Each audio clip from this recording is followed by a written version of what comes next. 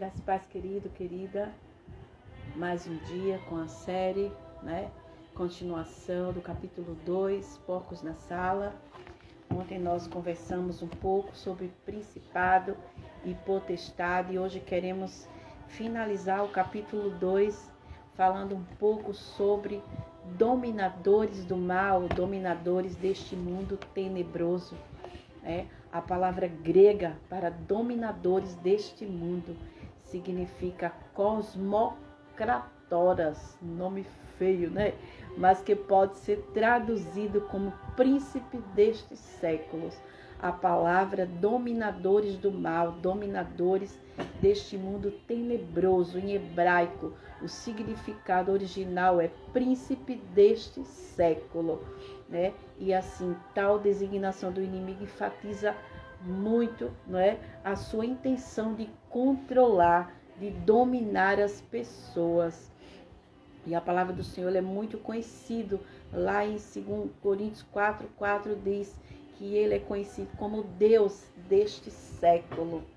Jesus amado, nos guarda deste mal, Quando Adão caiu por seu próprio pecado, Satanás ele ganhou o domínio sobre este mundo. Nós estamos vendo algo interessante na novela Gênesis, quem tem acompanhado alguns capítulos sobre a queda, de Lúcifer. E assim, Satanás ele ganhou domínio sobre o mundo, E Jesus ele não negou quais eram as pretensões de Satanás, feita durante aquela passagem onde ele tenta Jesus lá no deserto, Em Mateus capítulo 4 fala sobre a tentação de Jesus lá no deserto, quando ele teve a audácia de dizer para o próprio Jesus, se prostre, se me adorares, te darei tudo isso, Algo que ele não tem, mas como ele é denominado o príncipe deste século, ele teve a ousadia de falar para isso para nosso amado Jesus, Então assim, é de máxima importância que eu e você, querido, nós venhamos reconhecer Satanás como inimigo vencido.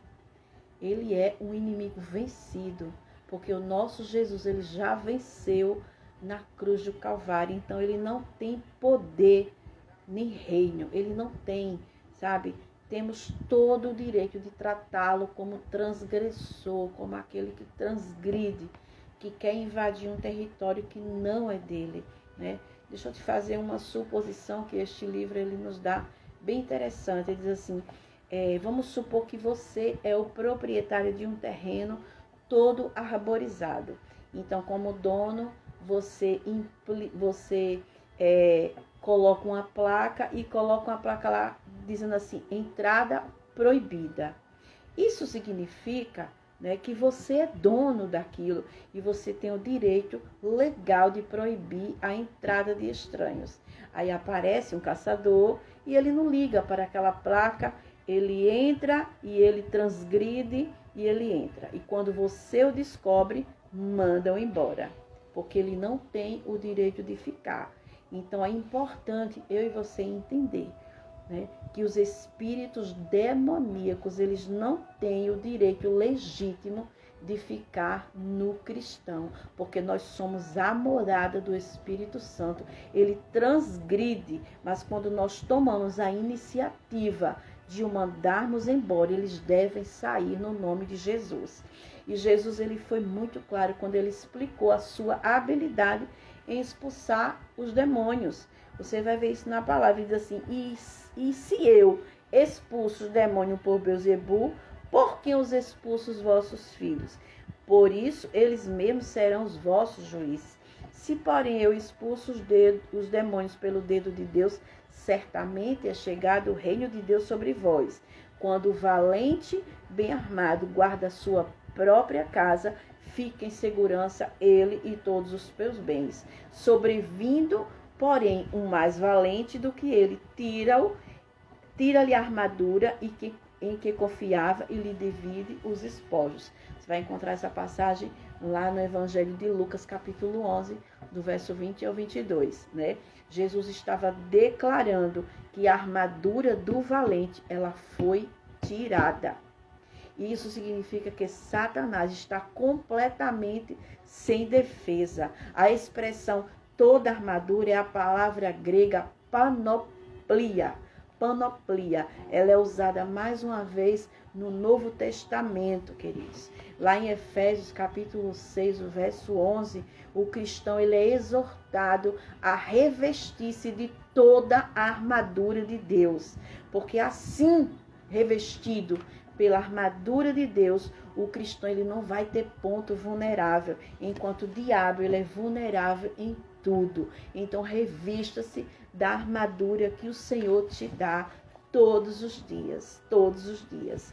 Satanás ele ainda está tentando dominar o mundo, né? E temos certeza que ele tem progredido bastante na realização do seu alvo. Sabe por quê, queridos?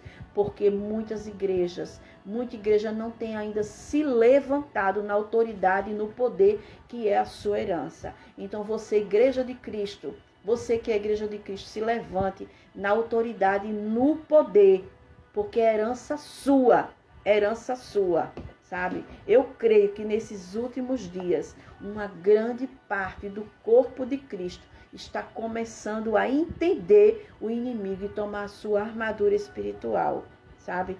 E está tomando a ofensiva contra Satanás e suas hostes infernais, contra potestades, principados, dominadores do mal.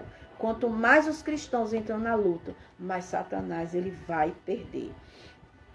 Amém? A quarta coisa que eu quero falar para encerrarmos esse capítulo, as escrituras dizem que lutamos contra forças espirituais do mal nas regiões celestiais. A frase-chave aqui é de caráter destrutivo.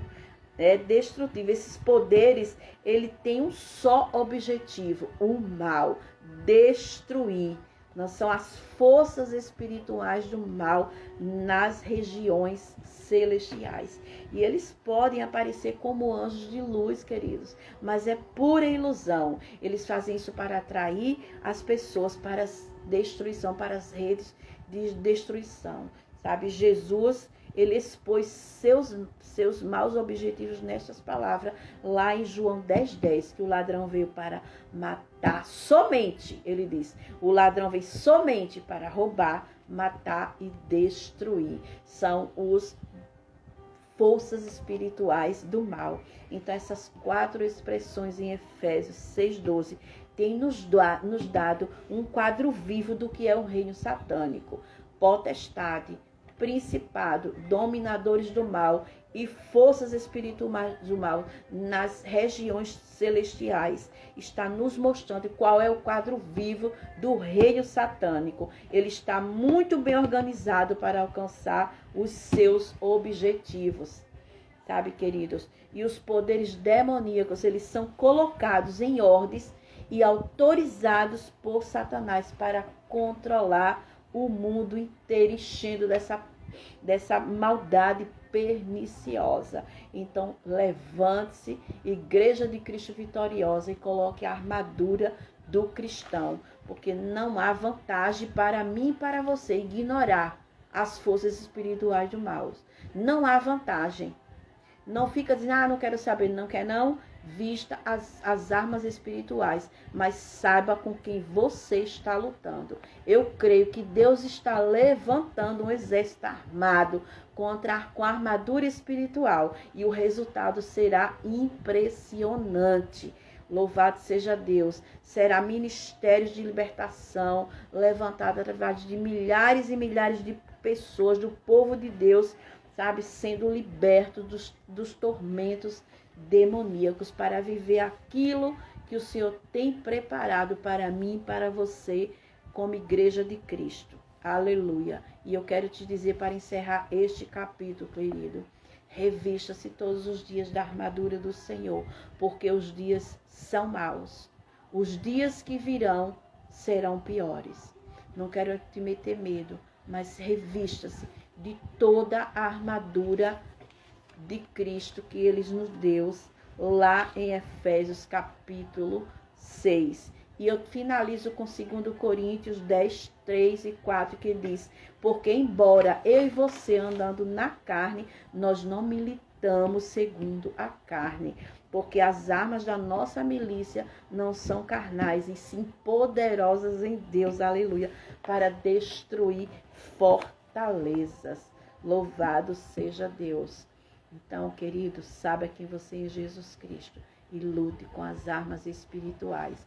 Estamos encerrando aqui o 2º capítulo e depois de amanhã, nós iremos para combater o bom combate. O Senhor vai nos mostrar estratégias para lutarmos com Satanás. Ele vai nos mostrar maravilhas, como nós podemos lutar no nosso lar, né? Ele vai dizer que combate não é oração, né? É um acréscimo à oração. Ele vai nos ensinar a lutar a batalha na igreja, a batalha na comunidade, no nosso país, para a glória do Senhor Jesus.